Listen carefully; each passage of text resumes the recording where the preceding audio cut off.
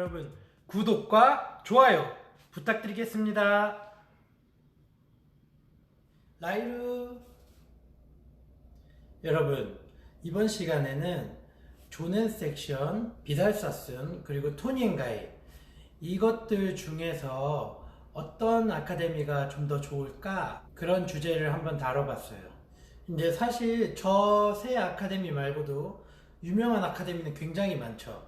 그 외에 이제 한국 유명 강사분들이 하시는 그런 아카데미도 꽤 있는 걸로 알고 있어요. 그 중에 어느 곳이 제일 좋을까요?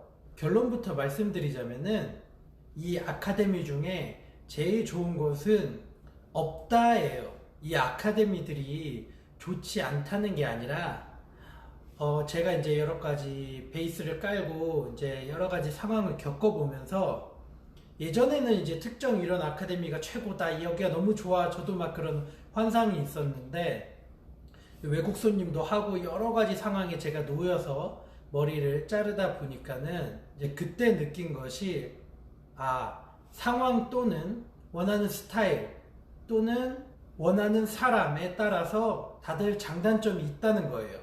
또한 그 중에서 가장 크게 영향을 하는 것은 그 아카데미가 만들어진 그 장소예요. 기원이라고 해야 되나? 예를 들면은 조넨 섹션 같은 경우를 먼저 볼게요. 조넨 섹션은 일본에서 만들어진 그런 아카데미거든요. 일본에서 만들어졌기 때문에 누가 주 대상일까요? 그 기술을 써먹을 만한 그러한 대상이 일본 사람이에요. 또는 동양인들. 어느 아카데미든 정교하지 않고 대충 돼 있는 그런 아카데미는 없어요. 어디 하나하나 이론 모두 다 정교한데 그 중에서도 예를 들면 조넨 섹션 같은 경우는 이 동양인의 두상 보정, 못생긴 두상을 보정하는데 굉장히 포커스가 돼 있어요. 디스커넥션을 이용해서 막 튀어나온 데를 죽인다거나 납작한 뒤통수를 살린다거나 아니면 숱이 많잖아요 우리가. 그래서 그 많은 숱들을 어떻게 하면 보기 좋게 잘 정돈하는지, 그래서 텍스처 같은 거에 굉장히 포커싱이 많이 되어 있단 말이죠. 그래서 이제 실제로 한국에서 제가 미용할 때도 써보면 굉장히 유용할 때가 많았어요. 사진을 손님이 갖고 온다거나 아니면 이러이러한 스타일을 원하는데 고객님이 두상이나 모질이 안 따라줄 때가 있단 말인데 그거를 컷으로 어느 정도 보정이 됐단 말이죠. 이제 그 아카데미가 생겨난 기원이 중요하다는 또 다른 예를 들어보면은 비달사슨 같은 경우에 어때요? 영국에서 파생됐죠. 영국 사람들이 가장 많은 인종이 누구일까요? 백인이에요. 백인. 여러분도 아시다시피 백인의 모질은 굉장히 가늘고 플랫해요. 그리고 두상이 어때요? 약간 일명 에얼리언 두상처럼 약간 장방향 두상이 많죠. 뒤통수도 튀어나와 있고 옆이 납작하고 위가 살아있어요 보통. 동양인과는 굉장히 반대죠. 그렇기 때문에 이제 그들이 추구했던 것들은 그 사람들에게 어울리기 위한 커트였던 거예요. 그래서 그 얇고 가벼운 모질을 보완하고자 굉장히 하드하고 무겁고 층이 좀 적거나 또는 굉장히 선을 중시한 그러한 커트들이 발달하게 된 거죠. 실제로 그리고 잘라보면은 그렇게 잘라야 잘 어울려요.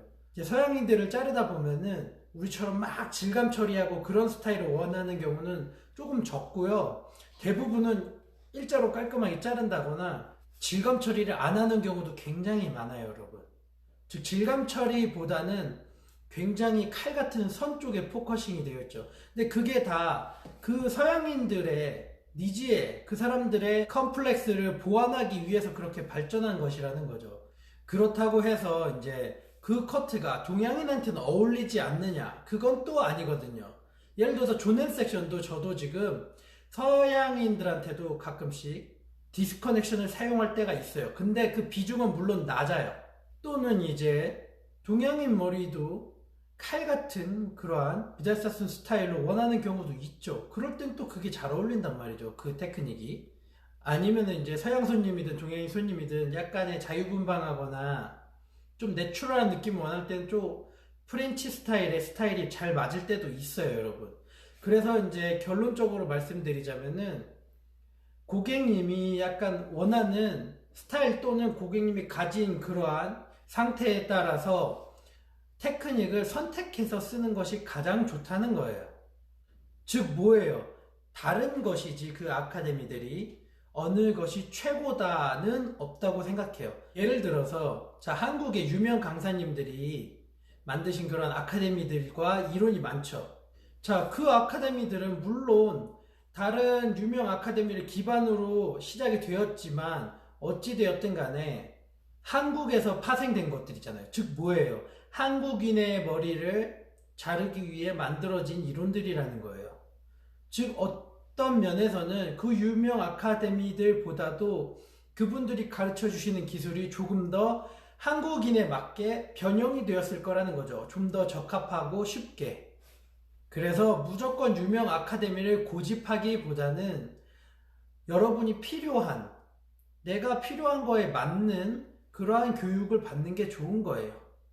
마지막으로 완벽하게 정리를 해드리면은 본인이 타겟팅으로 하고 목표로 하는 그런 것에 어울리는, 또한 자신이 일하는 것에 필요한 그러한 아카데미를 나오는 것이 가장 좋다는 거죠, 여러분.